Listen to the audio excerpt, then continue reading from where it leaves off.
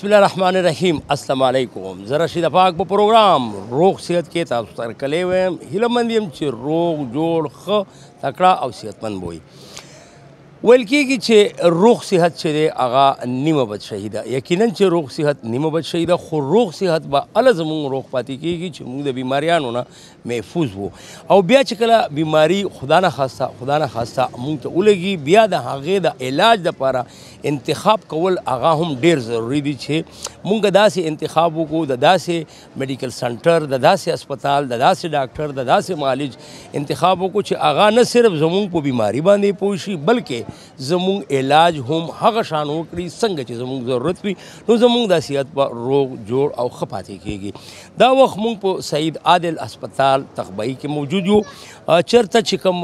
هومیو علاج کوم بیمارانو ته ورکول کېږي. دلته د مریضانو وینا ده چې دوی د دې اسپتال نه ډېر زیات مطمئن دي. نو تاسو هم کولی شئ چې دې اسپتال ته راشئ. د دوی دا دعوه ده چې د دوی علاج چې دی هغه شرطیه دی او باقي شفا چې ده هغه د الله تعالی ذات ورکوي. نن به مونږ خبرې کوو دلته د مریضانو سره چې آیا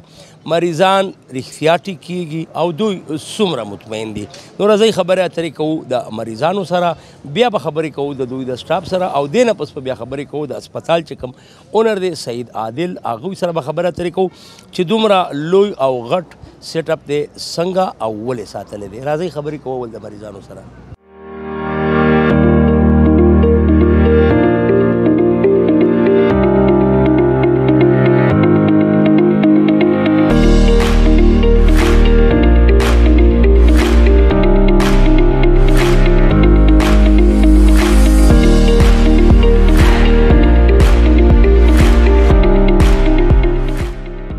دا وخت موږ سره د ملکن نه راغلې یوه زنانه او مریضه زنانه چې موږ ورته وایو سرور جهان عرف خاپیری د ملکن نه راغلې ده. هغوی سره خبرې اترې کوو. دا راته ووایه چې تاسو تکلیف څه دی او څویم ځل دی چې دلته راغلی؟ چې دا مې خیر درېیم ځل دی، خو زما د ملا مهرې مکملې ښې شوي دي، مکملې ښې شوي دي. اوس چې زه راغلم د څه لپاره راغلم چې اوس زما د اپریشن مې کړی که نه بچه، نو ما به زه د ډسپرین ګولۍ د اسپتال نه خورم. زه به د دې ځای د زخم دوايانې وړم چې زه ښه شم. د دغې دپاره راغلم چې د زخم دوايانې راکړو، د پړسوب دا دوايانې راکړو چې وزن مې کم شي که نه. د دې دپاره اوس راغلم بچه، او دا ودرېدی نه شم که نه چې د خپې مې د خیره ښې شي. نور ټیک ټاک شوي، یو کم 100 بیمارۍ مې ټولې ښې شوي دي. یو کم 100 په شمار وې که د شمار وي. معده مې خرابه وه، هغه شیټ شوه. د سترګو اوښکې به مې بهېدې 24 ګنټې، جړل به مې هسې به مې جړل، خو هغه هم ښې شوي بچه. په ډډه به مې چې وختم نو ډاکټران له جوړاړم اپریشن دی، دغه پورې تلم دی، د شیرګړه پورې، د اتیانو پورې وي چې اپریشن ما چې زه خو اپریشن نه کړم. اپریشن ته خو زه غاړه نه ږدم. بس اوس د هرنیا ده خو مجبوري اپریشن شو که نه، دې ته مې غاړه کېښودله. او نور بچه زه بالکل ښه شوی یم، داسې ښه شوی یم. د پټو بیماري مې هغه ښه شوې ده بچه. سر به راباندې ګرځېدو، هغه ښه شوی یم چې سر به مې په دې کټ کې په دې سر کې به مې واګي چې دې کې څه خبرې کېږي، هغه هم ښې شوي ده خیر سره. ټولې بیمارۍ ښه ما به شمارلې که نه. او بچه اوس دا دوی بیمارۍ چې مې دا زخم ښه شي، دا اینه تازه اپریشن مې کړی، لا میاشتې نه ده پوره شوې. او دا پړسوب مې د وجود کې دا خپې مې ړچ که نه چې دا اوس زه ودرېږم، چې زه ودرېږم او زه بېرته وګرځم بس. او د دوی د علاج نه تاسو مطمئن یې؟ داسې مطمئن یم که څوک دی او که څوک نه وي. بچه که څوک هر څومره دروغ وایي نو خپل ایمان به خطا کوي. زه به سره ښه شوی یم. زه چې په ډډه اوړم که نه په تهجدو په مانځه کې یم، سید عادله مخه دې روانه شه، سید عادله بچه مخه دې روانه شه، بس دقه ته. او دا راته ووایه چې څنګه درته پته ولګېده دا ملکن خو لرې دی دلته؟ پر منظري بابا د کوټ منځ په غر کې یم، په منظري بابا کې بیا په غر کې م درځنه او غر ورته وایي هغې یخ ته یم، زه په غر کې اوسېږم. خو دا زه په ریډیو اورم او هر وخت په ریډیو دا مسلې م اورم او دې ته مې هم غوږ دلی. نور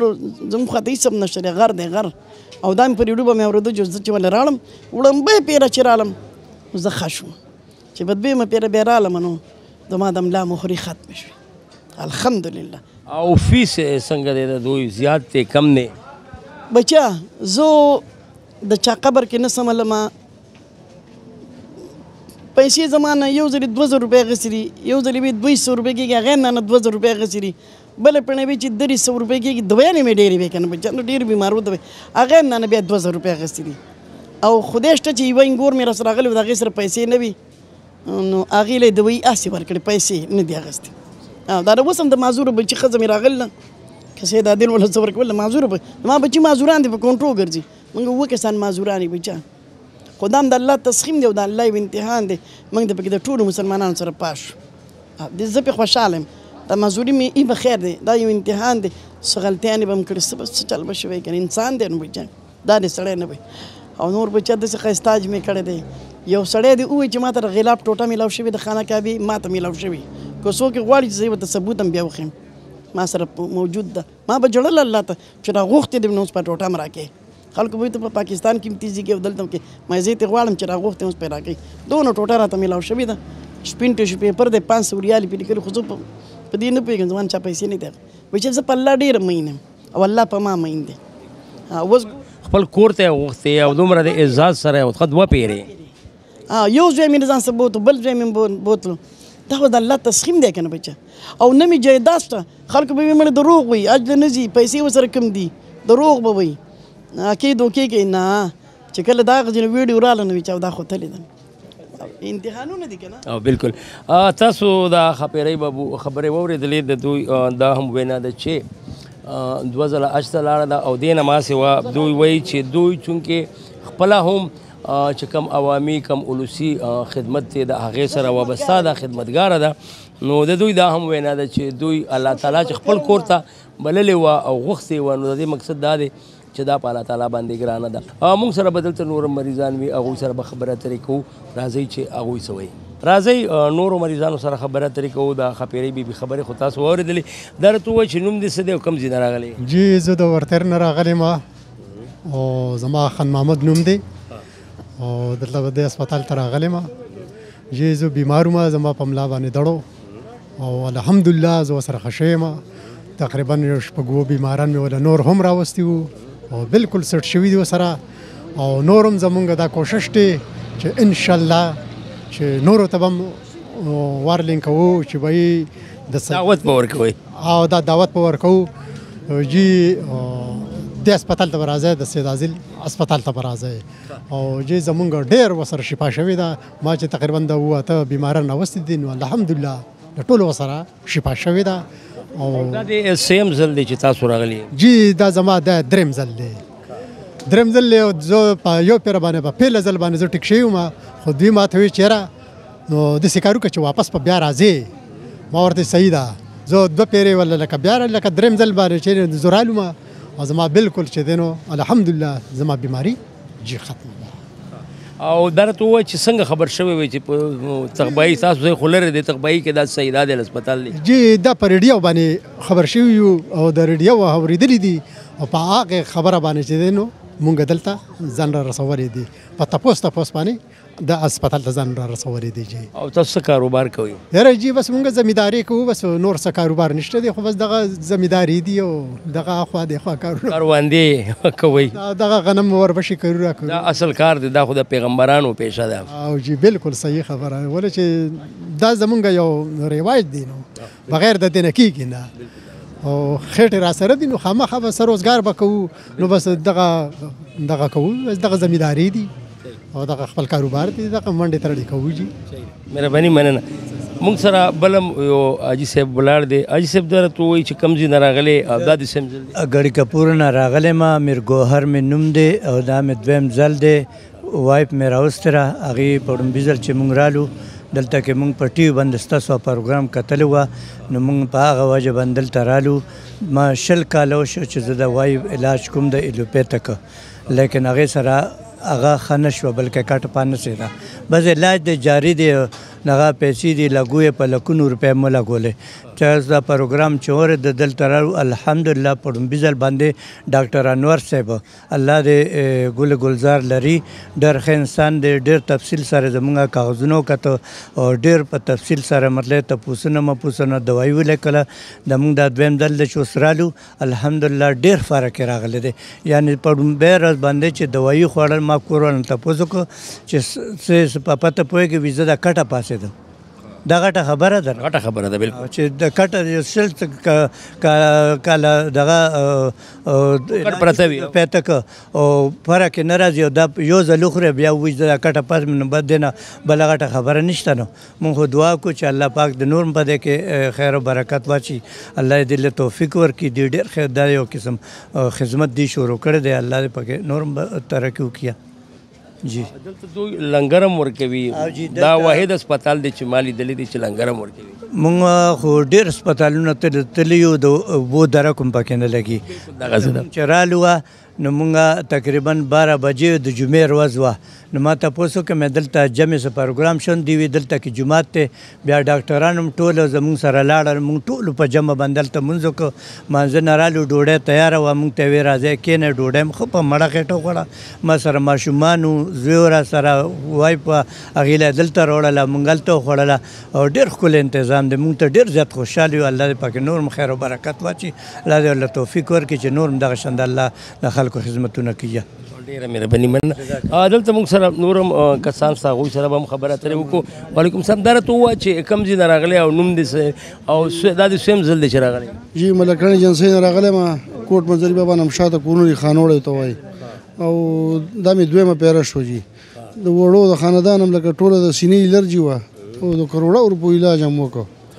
او هغې سره ټیک نه شو چې دلته رالو د یوې میاشتې علاج څه بس موږ هغه مرض چې کومه وه چې ختم شو الحمدلله نو بس ډېر خوشحاله یو دی ډاکټر نه بیا راغلي یو بس او څنګه پته درته لګېدلې او مالکان خو لرې دی دې ځای نه چې دلته په تخبایي کې دا هسپتال دی جی دا زه مخکې زما په دې خپه باندې درد شوی و رګ و پکې هغې د علاج له زه راغلی وم جوړ بس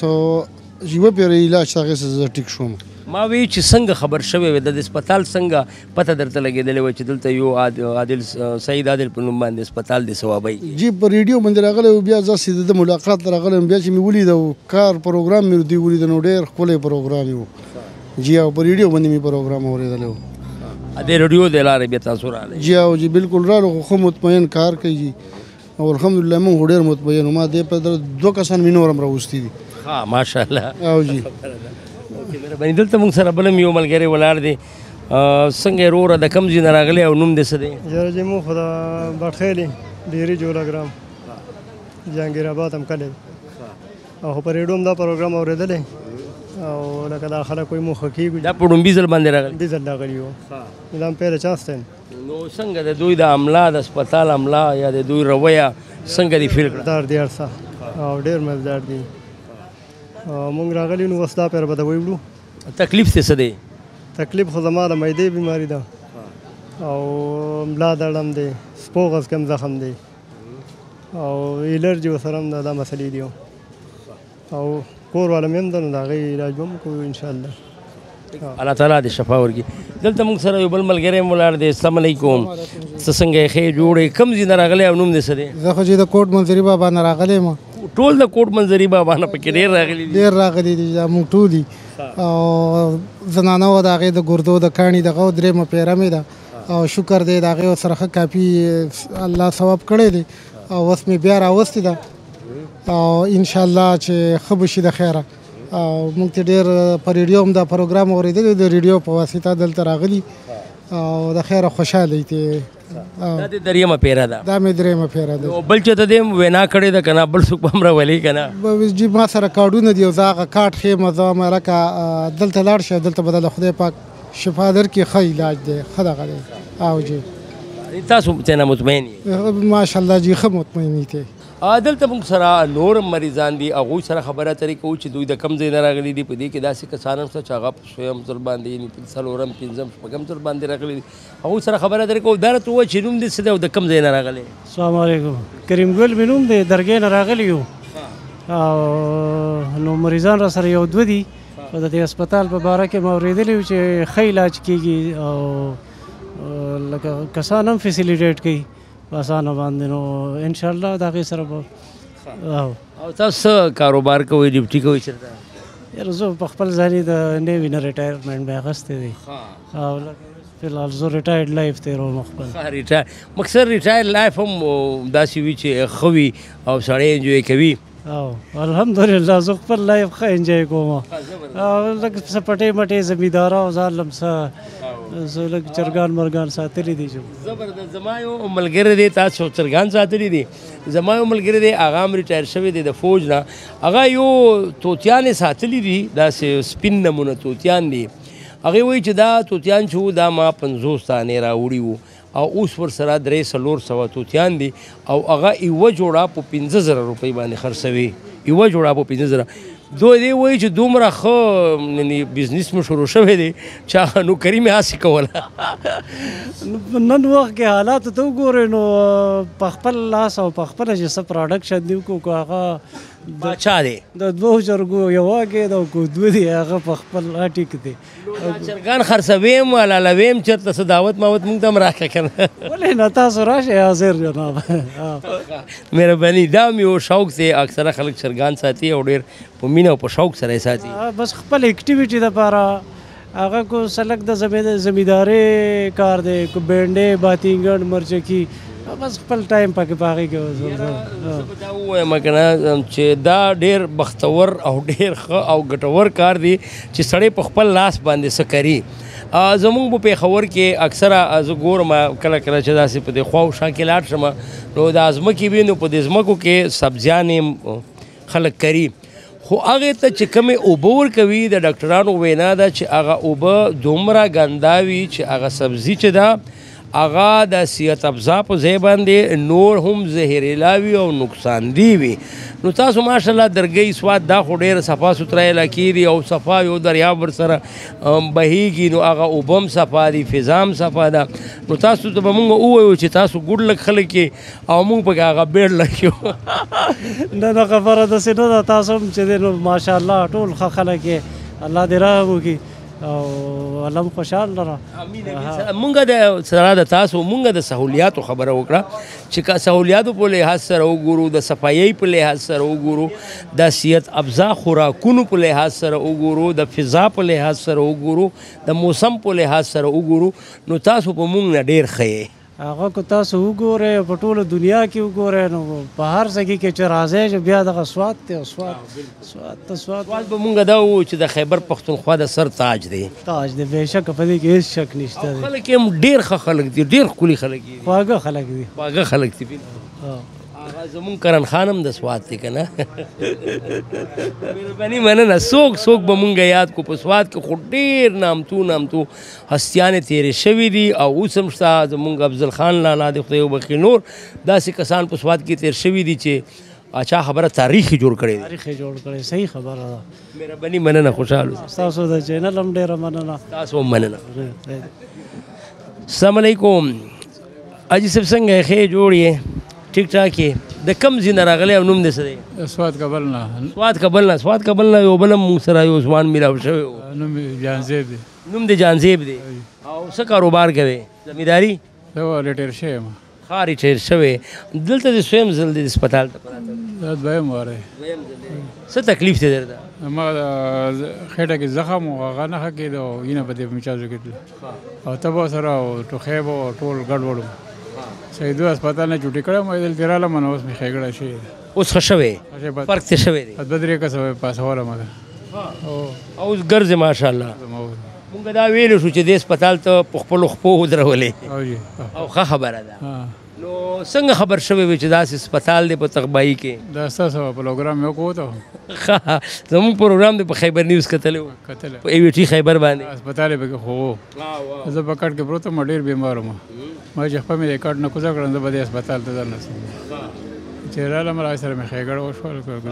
نو اوس چې دعاګانې کوې نو مونږ ته هم پکې دعاګانې کوې، مونږ هم پکې ساته، ولې چې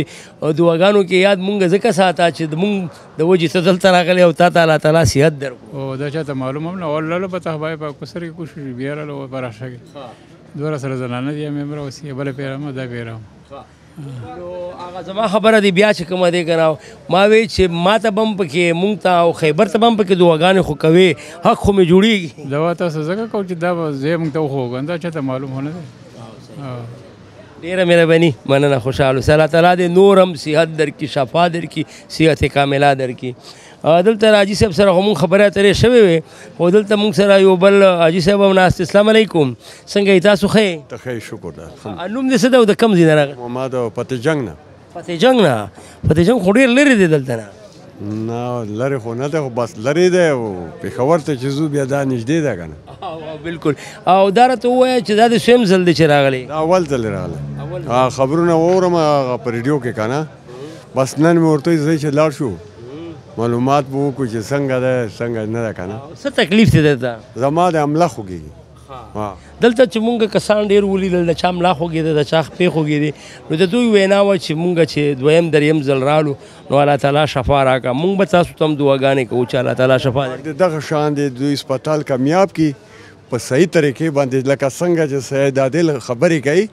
دغه شان دی د خدای ټول کړي نو بیا به انشاءالله بیا به کامیاب وي که دغه شان دي چې یو شان دي بل شان دي نن سبا یو پلار زمن وي هغه په یوه لار دی بل په بله بس الله دې کامیاب کړي او چې څوک ورته راځي الله دې دوی ته ټول ته شفا ورکړي امین امین امین امین دا ستا د دې برکتونه په تاسې باندې کېښودی امین امین امین سره د تاسو د یو مسلمان خوله د بل مسلمان دپاره پاکه ده او بل چې کله ته یو بل مسلمان ته دعا کوې نو هغه تا ته هم درلګي هغه سیم دعا ولې چې د الله تعالی دربار ډېر لوی دی یو د الله تعالی ذات دی د دنیا د هر انسان نه چې څه غواړي هغه خفه کېږي یو چې کوم الله تعالی ذات دی چې هغه نه څه غواړي هغه په دې خوشحالېږي بالکل بالکل بالکل هر څه د الله په تصرف کې دي الله دې په موږ رحم وکړي پوه شوې الله دې په موږ رحم وکړي الله دې موږ ټول صحیح مسلمانان کړي نو دا وجه ده چې کله ته بل انسان ته دعا وکړي نو الله تعالی وایي چې تا ته به هم دا څیز درکړم مهرباني مننه ښه زما خبر تاسو شوی خو د ای وی ټي په هکله یو څو خبرې کول غواړم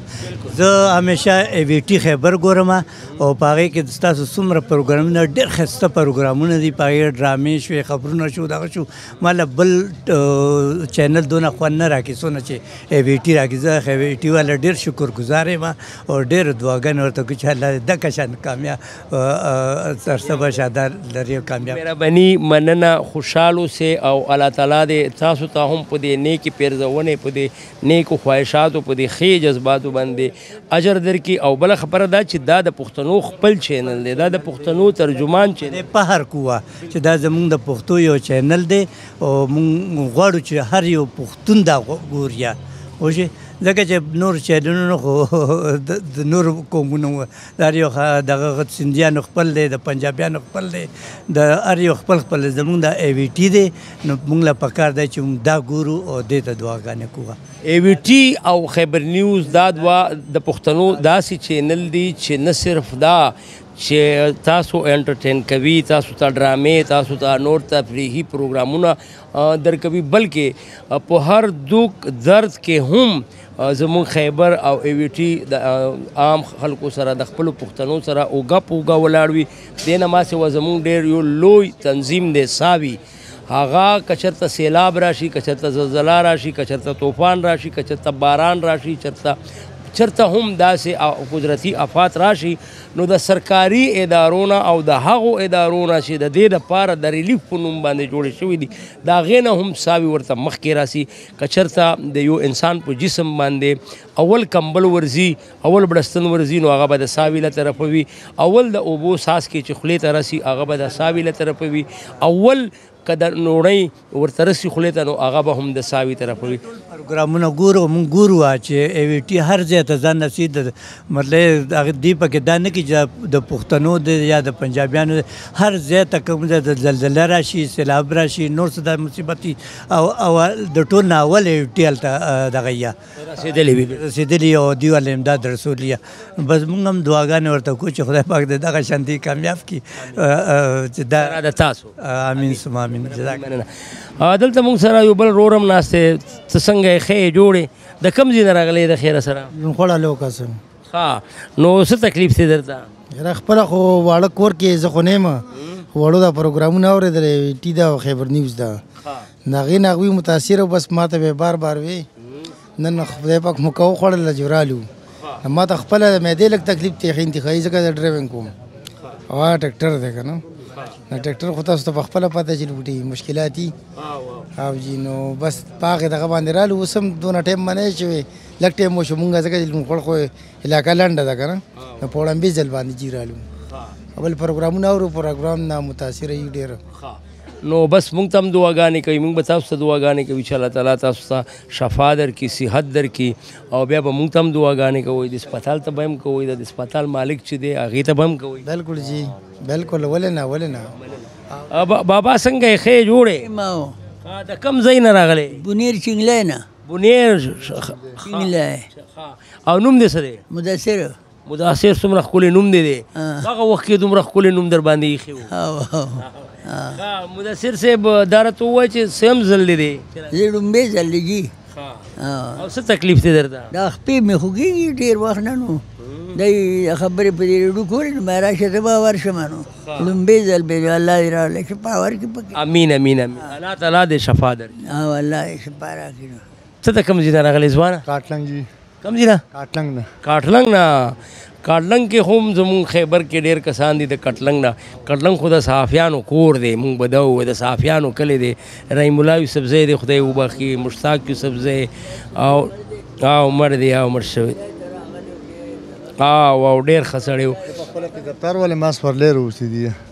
خطا ستا سپرلی راوستي خپله بیمار نه یې په خپله نه بس الله دې مه بیماره وه الله دې مه امین امین قدرمش ډېره مهرباني د دې هسپتال یو حوالې به زه تاسو ته دا ووایم چې دلته نه صرف دا چې تخبهیي یو ډېر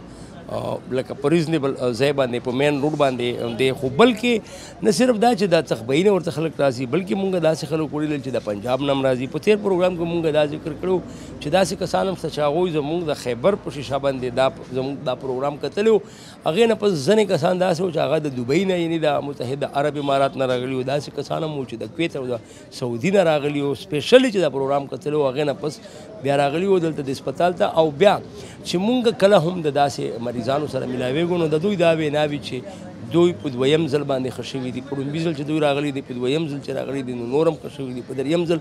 نور هم ښه شوي دا وجه ده چې د هسپتال ته خلک راځي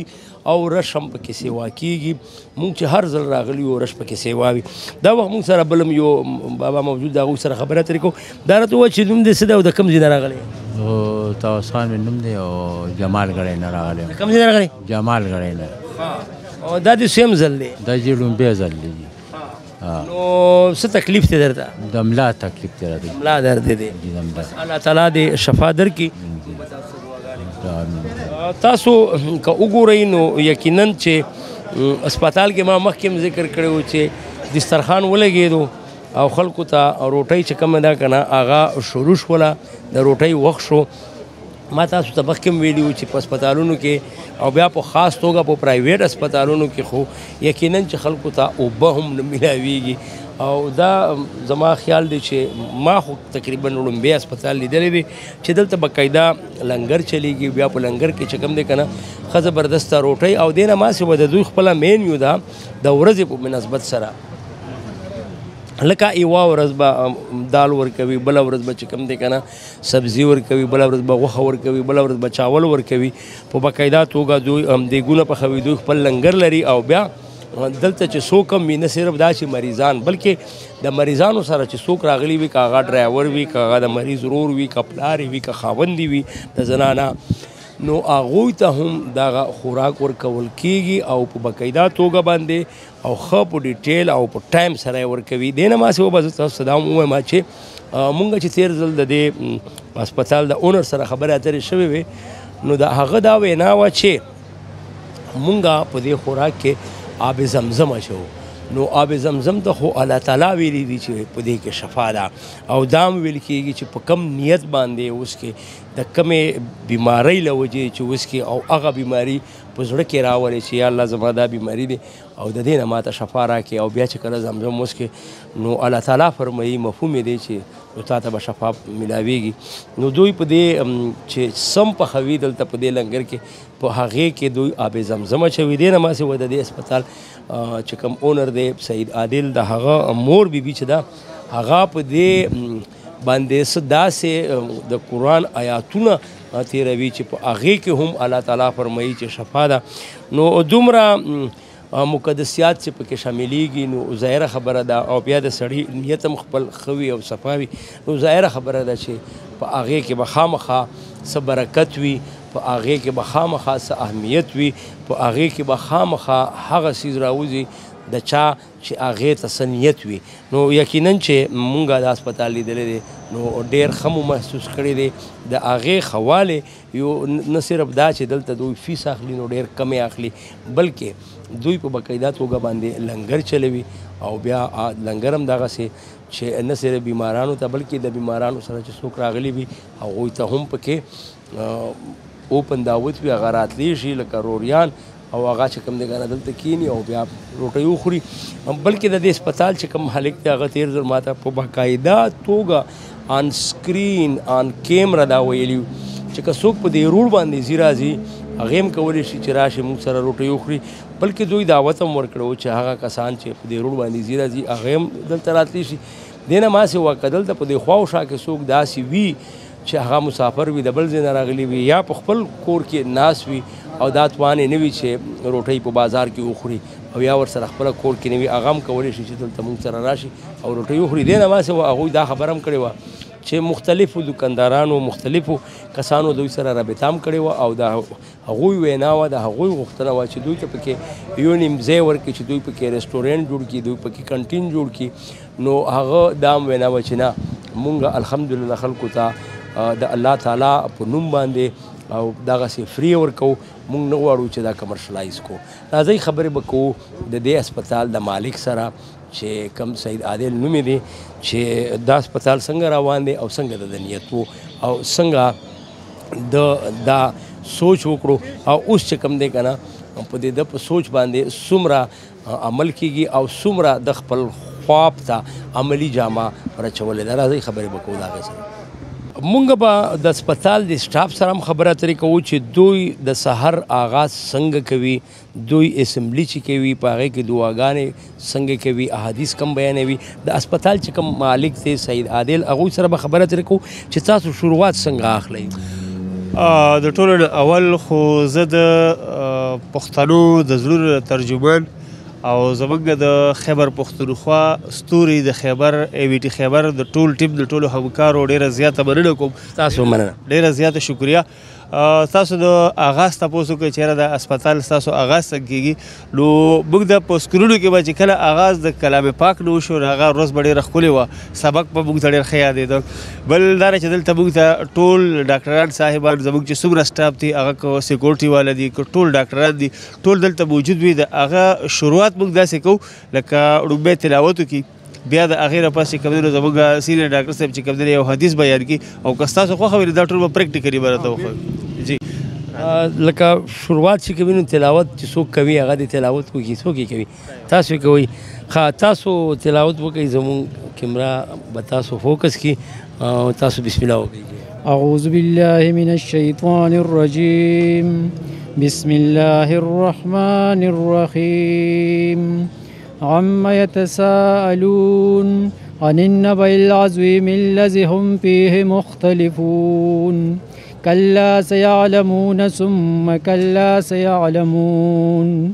ألم نجعل الأرض مهادا والجبال أوتادا وخلقناكم أزواجا صدق الله العظيم د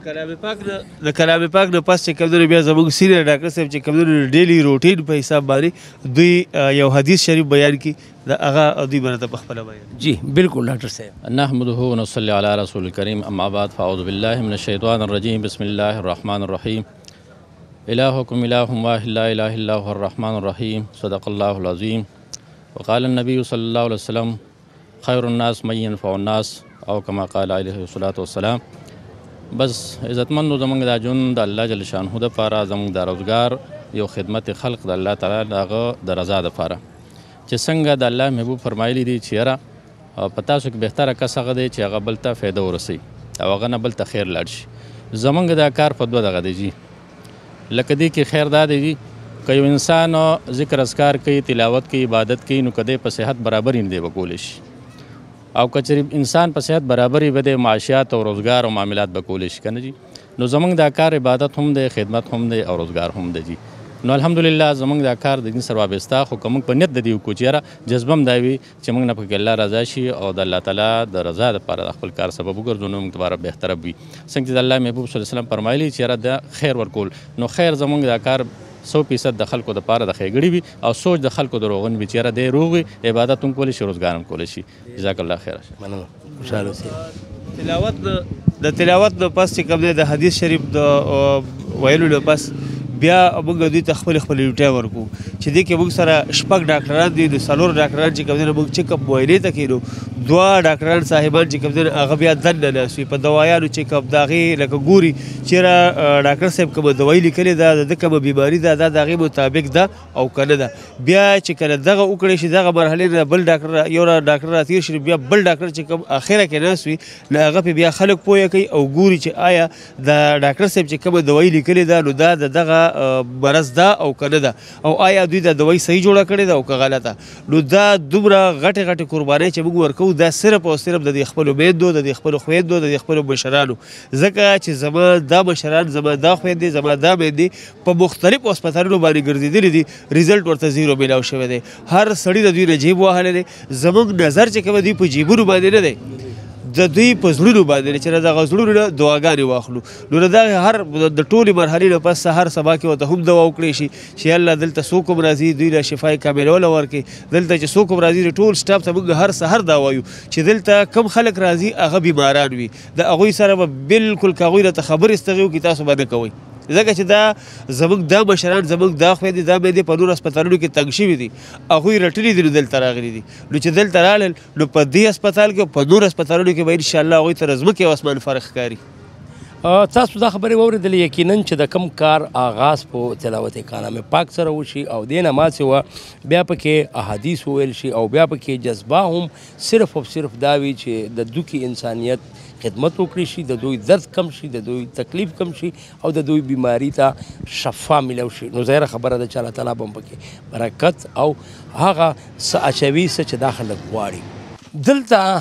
مونږ چې کله راغلی یو شروعونه نو مونږ یو خو دا وه چې خپل دوی یو اف ام چینل هم چلوي د ریډیو په هغې باندې هم دوی په خلکو کې اویرنس راولي د هسپتال حوالې سره د بیماریانو حوالې سره دې نه ماسې وه مونږ چې څو پروګرامونه وکړل په ای وي ټي خیبر باندې نو مونږ چې اکثر خلکو سره ملو شو نو هغوی مونږ ته وویل چې یا مو په ریډیو پروګرام اورېدلی دی د هغې د وجې چې ما ته ریډیو اطلاع را کړې ده او یا خیبر نیوز را کړې ده ای وي ټي خیبر را کړې ده نو مونږ راغلي تاسو به په دې هکله څه ووایئ چې تاسو ته څومره فیډبیک را روان دی زمونږ خاص کر زمونږ د ای وي ټي خیبر چې کوم دا پروګرام روغ صحت تاسو ته شروع کړی دی الحمدلله د ای وي ټي خیبر خو مخکې نه د پښتنو په زړونو کې یو مقام جوړ کړی دی د پښتنو د سر تاج په دې دی که د ادب حوالې سره وګورو نو په دې کې د ادب استادان شاګردان نه د ادب استادان لکه عباسي یوسفزۍ صاحب بل زمونږ د علاقې زمونږ فخر چې کوم دی جمشید خان چې هغه کوم پروګرامونه کوي هغه یقینا چې د ستاینې وړ دي ټول د پښتو دي که زمونږ خویندې پکې پروګرامونه کوي که شینو مینو شو ده یا نورې داسې شوګانې دي الحمدلله هغه ډېرې ښکلې شوګانې دي د پښتنو هغه لکه یو فیملی سره سړی کتی شي اورېدی شي ورسره ناست دي اورېدی شي نو د خیبر نیوز ای وي ټي خیبر چې کوم دی هغه د پښتنو په زړونو کې چې کوم ځای جوړ کړی دی نو مشکل نه چې په دې صدای کې بل یو چینل داسې راشي او هغه دغه ځای جوړ کړي نو په دې وجه د ای وي ټي خیبر چې کوم دی الحمدلله موږ له د ګجر خان نه د لاهور نه د ډیای خان نه د بار ملکونو نه مونږ خلک ولیدل د قطر نه د دوبۍ نه داسې نه چې زموږ نه راغلي خو دلته چې په چوټۍ راغلي دي نو بیا دلته خامخا راغلي دي دغسې بلوچستان نه کوټې نه الحمدلله د ای وي ټي خیبر سره ډېره زیاته مینه د خلکو څنګه چې د ای وي ټي خیبر د خپلو کتونکو سره مینه ده ډېره مهرباني مننه او بله به زه دا اضافه هم پکې وکړم چې خیبر یوه داسې اکیډمي ده چې په زرګونو په سوونو نه په زرګونو هنرمندان یې پیدا کړل په زرګونو سندرغاړي یې پیدا کړل په زرګونو هغه خلک یې وستایل چې هغه ورک وو د خلکو نه د خلکو د زړونو نه د سکرینونو نه د شیشې نه هغې ته یو فیلډ ورکړو یو میدان یې ورکړو چې راشه که تا کې ټیلنټ وي تا کې هنر وي نو په ګوته یې کا نن دا وجه ده چې ډېر نامي ګرامي هنرمندان چې دي هغه د خیبر په دې اکیډمي را تېر شوي دي د دې اکیډمۍ د وجې دوی نن څوک فلانې او څوک فلانې خپل مقام ته رسېدلي دي هغې مقام ته چې دوی غوښتو بالکل جی دا خو دا حقیقت دی او نور په ګوته نه پټېږي ای وي ټي خیبر الحمدلله په دې علاقه باندې د پښتنو که د ادب حوالې سره خبرو وکړو، که د سیاست حوالې سره خبرو وکړو، که د ثقافت حوالې سره خبره شي، شعور حوالې سره خبره شي، که د صحت حوالې سره خبره شي، که د میدان که د کیل په هر یو میدان کې الحمدلله AVT خیبر چې کوم دی په پښتنو کې یو مهم شروع کړی دی، یو اګاهي شروع کړی دی چې هغې الحمدلله یو ښه شعور یې وله ورکړو.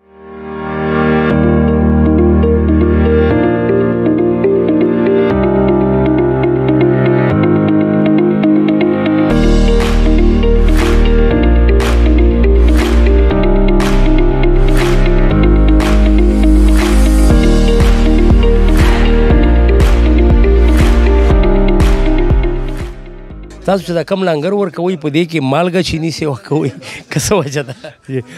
د ټولو نه اول خو زه د پښتنو د زړونو ترجمان او د پښتنو د سرتاج د AVT خیبر د ټول ټیم د ټولو همکارو ډېره زیاته شکریه ادا کوم، ډېره زیاته مننه. تاسو مننه. تاسو په دومره لنډ تنګ وخت کې زموږ حال احوال تپوس ته رالي، ستاسو یو جهان مننه.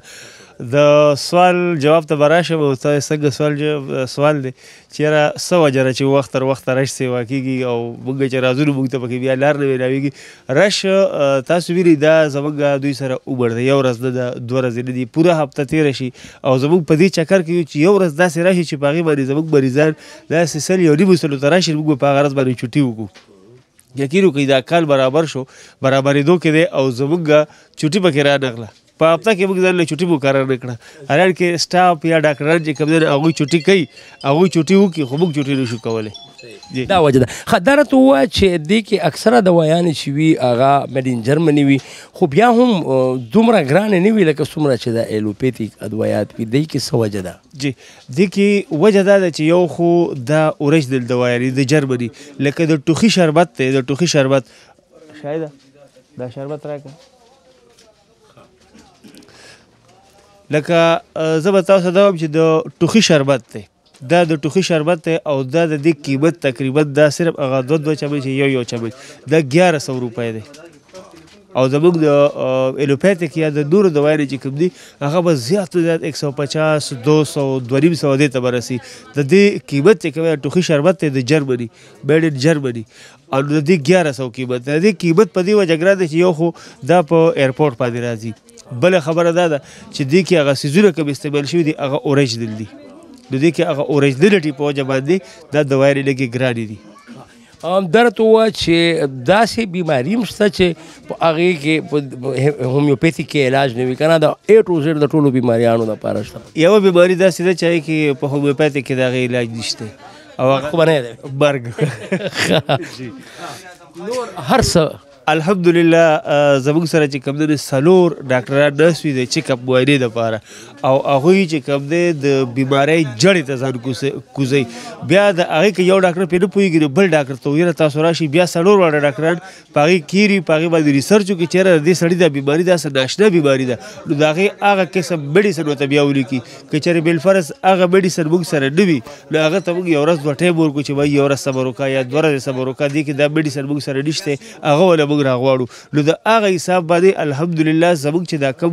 رش تاسو وینئ، دا کوم خلک تاسو دلته وینئ، نو زما په خیال چې دومره که د بېنظیر هغه پیسو نه دومره خلک نه راجمع شوي لکه دلته چې راځي. دلته ډېر خلک دا وایي یاره دې فري دوایانې به ورکوي، ډېر خلک په دې راشي یاره دوی به څه دغه ورکوي، روټۍ ورکوو الحمدلله. خو هغه په موږ په دوی باندې احسان نه کوو، هغه دوی په موږ باندې احسان دی چې دلته راشي او دلته دوی روټۍ وخوري. ګنې دا به افاق صاحب بله لانجه به وه چې د شکې به په سر و، کله به بونیر ته تلو، کله به سوات ته تلو، کله به اټک ته تلو، کله به ډیای خان ته تلو. دا ټول د دې خلکو مینه ده او دوی ته هغه اوریجنل دوايانې دلته میلاویږي، ځکه دوی په یو دعوه سره دلته راځي. تاسو د عادل خبرې واورېدلې. سید عادل یقینا چې ډېر خوږ سړی دی او چې کله هم موږ راغلي یو نو موږ غواړو چې بیا بیا د سره ملو شو. یقینا چې ما په شروع کې دا خبره کړې وه چې بیماري د بیمارۍ علاج او د هغې انتخاب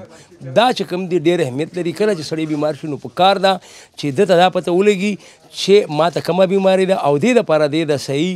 سنټر د صحیح اسپتال انتخاب وکړي، بیا به ډاکټر ته ورځي، بیا به ډاکټر د بیمارۍ تشخیص کوي، هغې نه پس په علاج کوي. زموږ د دې پروګرام وخت چې هغه خپلې پای ته ورسېدو، بل ځل به مې بیا